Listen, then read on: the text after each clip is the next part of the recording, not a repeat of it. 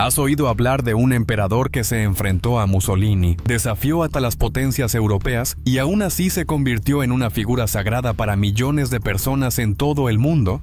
Ese es Haile Selassie, el león conquistador de la tribu de Judá. En este video conocerás la impresionante trayectoria de uno de los líderes más icónicos del siglo XX, desde su infancia en Etiopía hasta su transformación en un símbolo de resistencia, sabiduría y fe.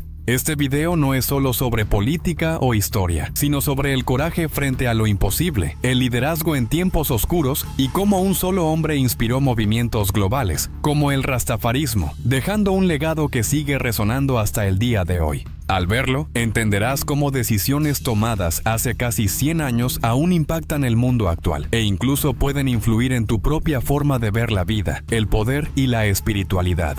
¿Alguna vez te has sentido impotente ante las injusticias? ¿Has tenido la sensación de que tu voz no tiene fuerza? ¿Y si te dijera que la historia de Haile Selassie puede demostrarte lo contrario?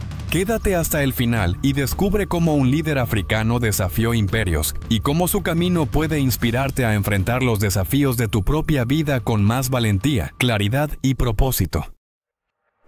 El 23 de julio de 1892 nació en la provincia de Harar, en Etiopía, Lig Tafari Makonnen. Su nacimiento ocurrió en un periodo de grandes transformaciones en el país, bajo el gobierno del emperador Menelik II, quien consolidaba el poder de la monarquía frente a amenazas tanto externas como internas. Tafari creció en un entorno aristocrático, rodeado de militares, religiosos y diplomáticos que influenciaban el rumbo del imperio. Desde pequeño, aprendió a respetar la jerarquía, pero también a entender la fragilidad del poder, que dependía tanto de la tradición como de la habilidad para negociar. Según la tradición etíope, la ascendencia de Tafari Makonnen se remontaba al rey Salomón de Israel y a la reina de Saba. Ese linaje era uno de los pilares que sostenían la autoridad de la monarquía etíope, dándole un carácter divino y diferenciándola de otras casas reales africanas. Para los etíopes, los emperadores no eran solo gobernantes terrenales, sino figuras sagradas, responsables de mantener la alianza entre Dios y el pueblo. Desde muy joven, Tafari fue educado bajo esa concepción, asimilando la idea de que su destino era gobernar. Su padre, Ras Makonnen, fue uno de los principales consejeros de Menelik II y desempeñó un papel clave en la política exterior de Etiopía. Militar con experiencia y diplomático hábil, representó al país en misiones internacionales y mantuvo contacto con líderes europeos, buscando fortalecer la posición del imperio frente a las potencias coloniales. A diferencia de muchos nobles etíopes que solo recibían una educación tradicional, Tafari fue instruido por misioneros franceses, aprendió a leer y escribir en amárico y francés y tuvo acceso a libros de historia, geografía y filosofía. Harar, la región donde creció, era uno de los centros culturales y comerciales más importantes de Etiopía. Ubicada al este del país, la ciudad tenía una fuerte influencia islámica y una economía vibrante basada en el comercio de café y otros productos. Durante su juventud observó de cerca las relaciones entre cristianos y musulmanes, las dinámicas entre comerciantes y gobernantes locales, y los desafíos de administrar un territorio tan diverso. La muerte de Ras Makonnen en 1906 marcó un momento decisivo en la vida de Tafari. A los 14 años, perdió no solo a su padre, sino también a su principal mentor y protector en la corte imperial. A pesar de la pérdida, continuó recibiendo el apoyo de aliados de su familia, lo que le permitió mantenerse dentro de la élite política del imperio. Siendo aún joven, fue nombrado gobernador de una pequeña provincia, dando inicio a la construcción de su reputación como administrador. En 1911, Tafari Makonnen se casó con Menen Asfaw, una unión que tuvo gran importancia política y simbólica en su trayectoria.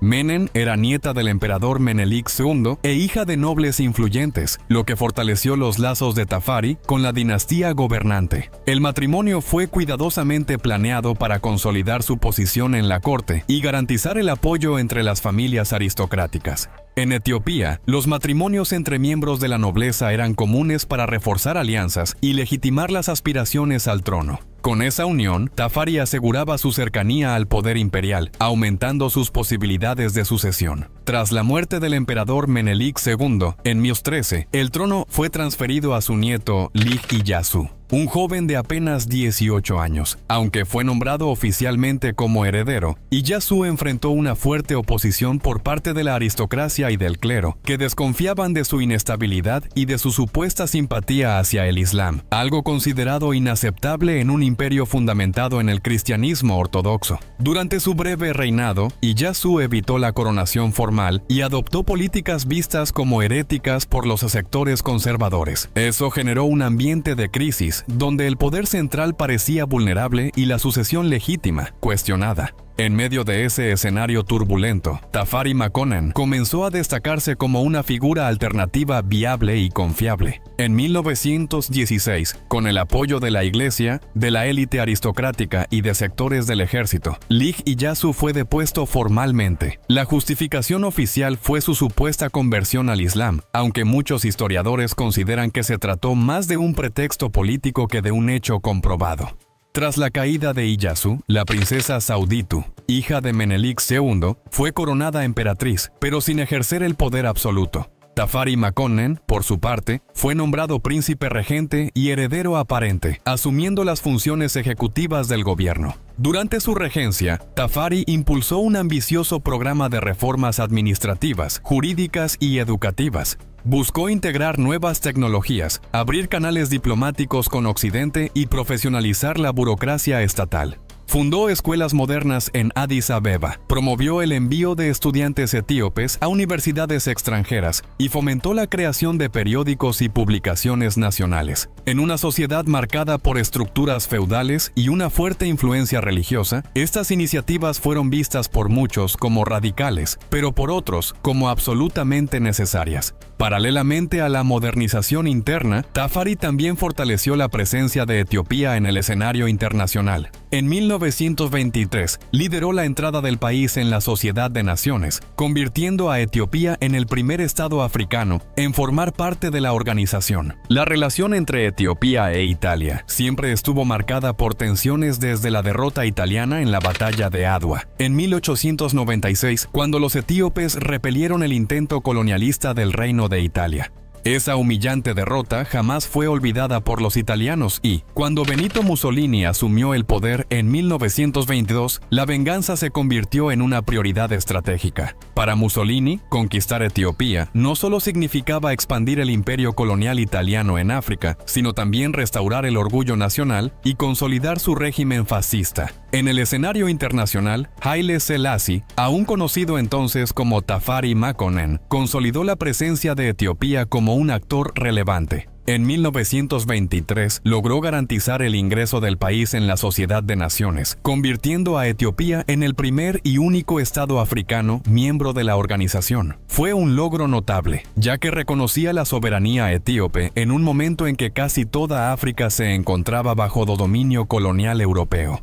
Realizó visitas diplomáticas a potencias como Francia, Reino Unido y Estados Unidos, presentándose como un líder reformista y defensor de la independencia africana. Su presencia en la escena global ayudó a proyectar a Etiopía como símbolo de resistencia y autodeterminación frente al avance del imperialismo europeo. En 1928, Tafari Makonnen recibió el título de Negus, que significa rey, consolidando aún más su autoridad dentro del imperio. La concesión del título ocurrió en medio de crecientes tensiones con sectores conservadores de la nobleza, que todavía apoyaban a la emperatriz Sauditu. Sin embargo, Tafari ya controlaba la administración del país y contaba con un amplio reconocimiento internacional, convirtiéndose en el verdadero jefe de Estado. La designación como rey fue un paso estratégico que preparó el terreno para su coronación definitiva como emperador. En los 2 años siguientes, continuó ampliando su influencia, mientras el poder de la emperatriz se debilitaba gradualmente. El momento decisivo llegó el 2 de noviembre de 1930, cuando Tafari Makonnen fue coronado emperador de Etiopía, adoptando oficialmente el nombre de Haile Selassie Christos, que significa Poder de la Trinidad.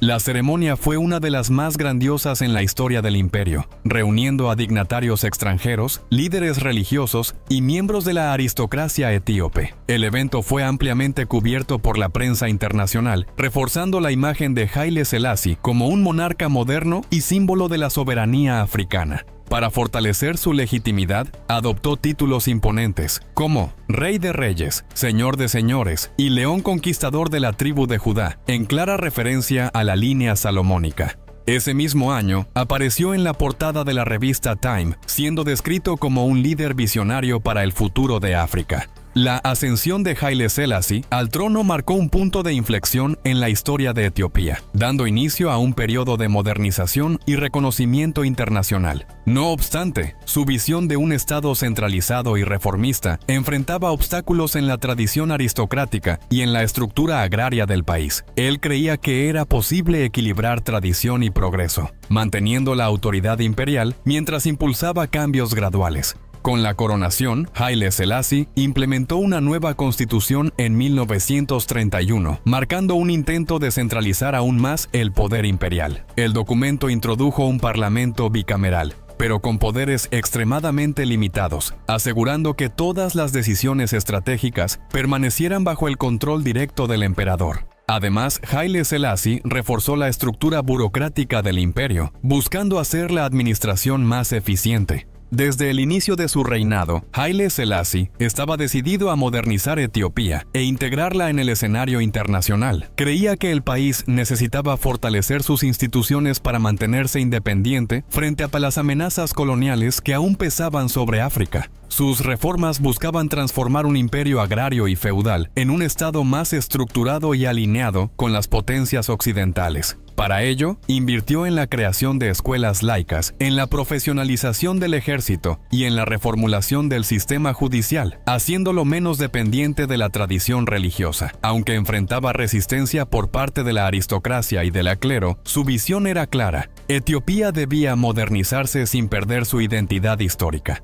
La infraestructura del país avanzó significativamente durante su gobierno.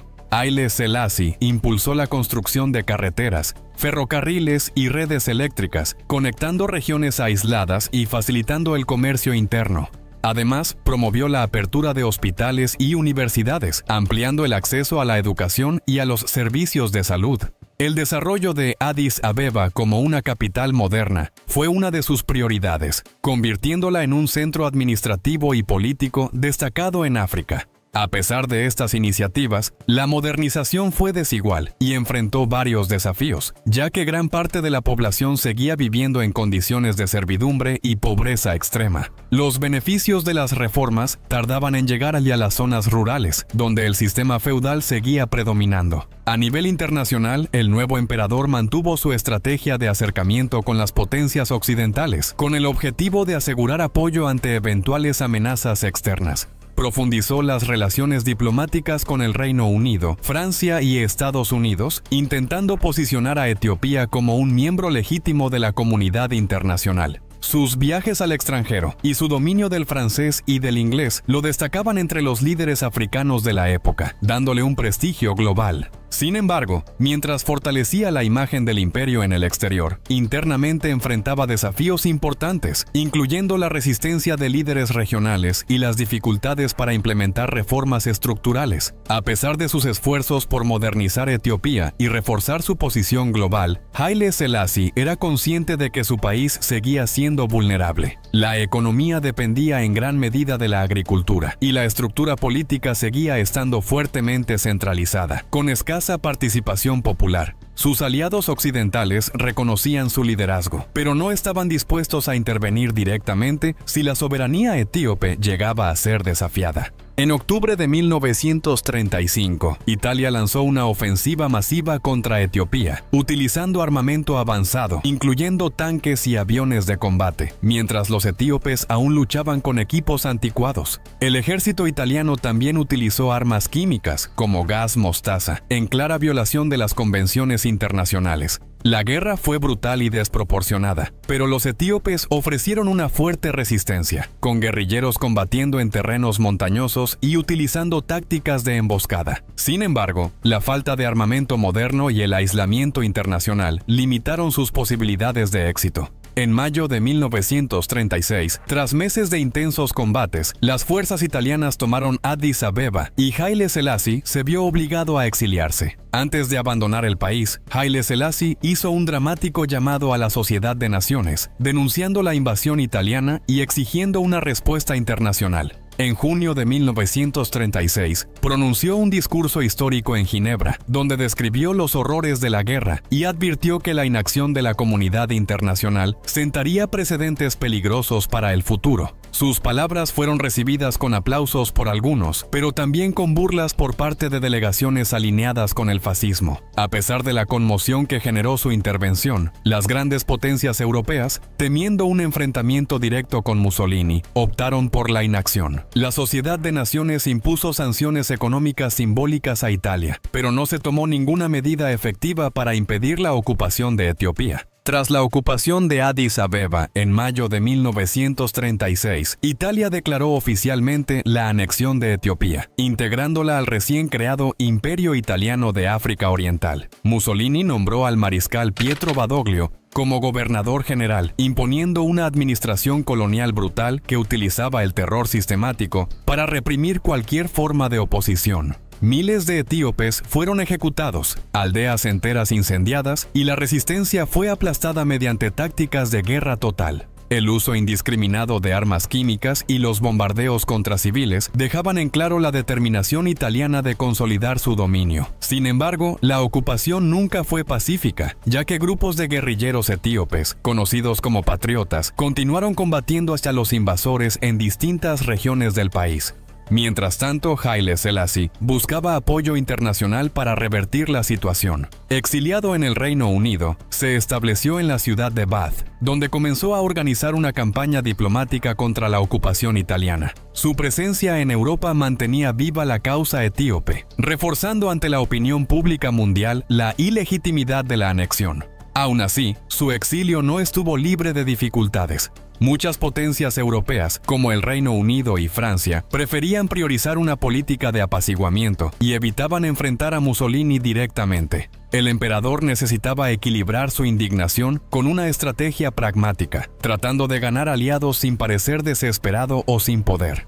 Incluso lejos de su tierra natal, Haile Selassie continuó ejerciendo influencia sobre su pueblo. Sus emisarios mantenían contacto con líderes de la resistencia dentro de Etiopía, coordinando ataques esporádicos contra las fuerzas italianas. Además, su figura seguía siendo reverenciada por gran parte de la población, que veía su ausencia como algo temporal.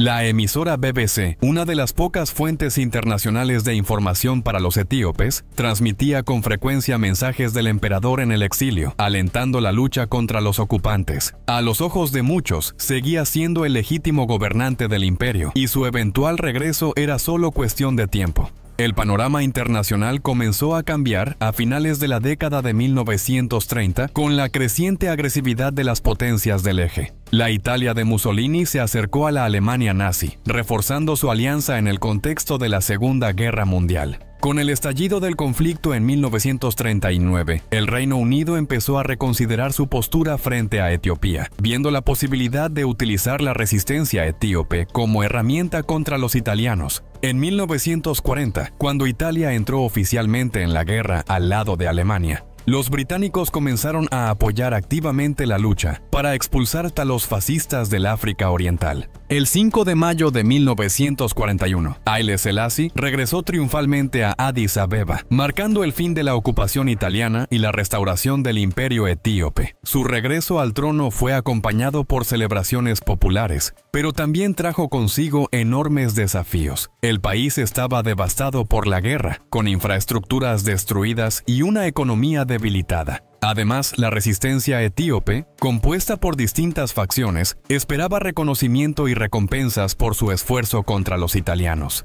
Haile Selassie necesitaba reorganizar el imperio y reafirmar su autoridad, equilibrando la modernización con la necesidad de mantener intacta su base de apoyo. Una de las primeras medidas del emperador fue revocar cualquier vestigio de la administración colonial italiana y reafirmar la soberanía plena de Etiopía. Para ello, implementó una serie de reformas institucionales, incluyendo la creación de un ejército más profesionalizado y menos dependiente de los señores feudales regionales. En el ámbito diplomático, fortaleció las relaciones con el Reino Unido, que había sido fundamental para su restauración, y comenzó a negociar tratados con Estados Unidos y la Unión Soviética. También trabajó para garantizar que Etiopía fuera reconocida como un país independiente en el nuevo orden mundial posterior a la Segunda Guerra Mundial, convirtiéndose en miembro fundador de la Organización de las Naciones Unidas en 1945. El programa de reformas de Haile Selassie tenía como objetivo transformar Etiopía en un estado moderno, reduciendo el poder de la aristocracia tradicional y ampliando el acceso a la educación. Se abrieron nuevas escuelas y universidades, incentivando la formación de una élite administrativa capaz de sustituir el modelo feudal. Sin embargo, estos cambios no se llevaron a cabo sin resistencia. Muchos nobles y líderes locales veían las reformas como una amenaza a sus privilegios históricos.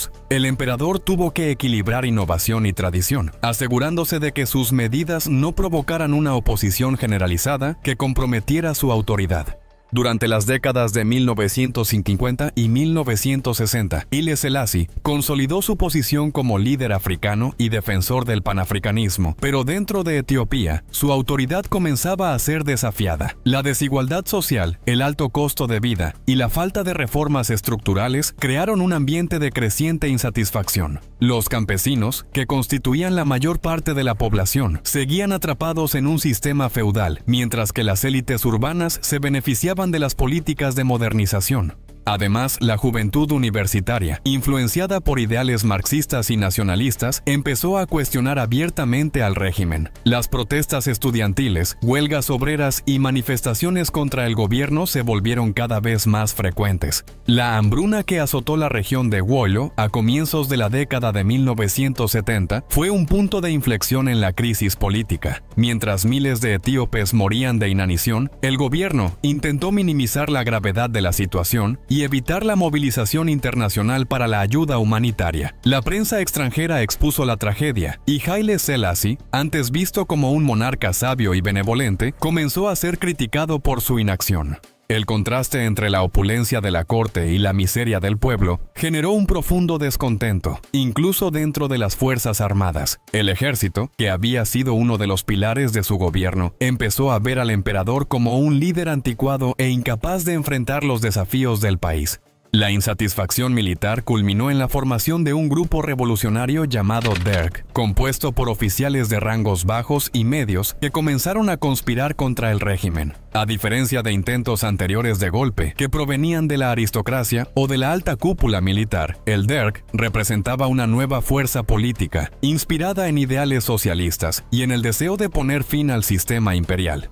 Tras su derrocamiento en septiembre de 1974, Haile Selassie fue mantenido en confinamiento en el antiguo Palacio Imperial de Menelik Zuof, que había sido transformado en prisión domiciliaria. Al principio, el DERG prometió tratarlo con dignidad, pero con el paso de los meses, su situación se volvió cada vez más precaria. Sus bienes fueron confiscados, sus aliados fueron encarcelados o ejecutados, y su imagen fue sistemáticamente borrada de la vida pública. El 27 de agosto de 1975, el mundo recibió la noticia de la muerte de Haile Selassie, supuestamente debido a complicaciones médicas causadas por problemas respiratorios. Sin embargo, las circunstancias de su fallecimiento estuvieron rodeadas de misterio y contradicciones. El régimen militar no permitió una autopsia pública ni anunció oficialmente el lugar de su entierro, lo que alimentó los rumores de que el emperador había sido asesinado. En 1922, tras la caída del DERG,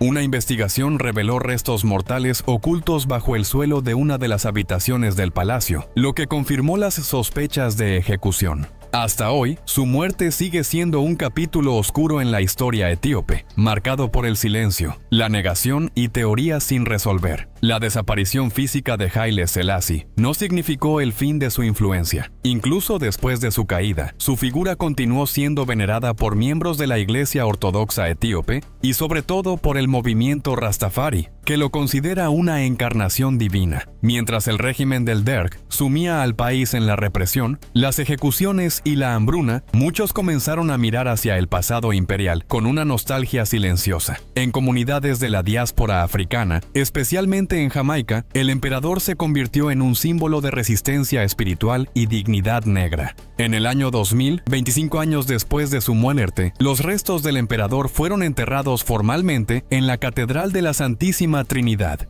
en Addis Abeba, junto a la emperatriz Menen. La ceremonia contó con la presencia de líderes religiosos, miembros de la antigua aristocracia y seguidores rastafaris de distintas partes del mundo. El entierro representó un intento simbólico de reconciliación nacional, reconociendo la importancia histórica de Haile Selassie, incluso después de décadas de propaganda que intentaron borrar su legado.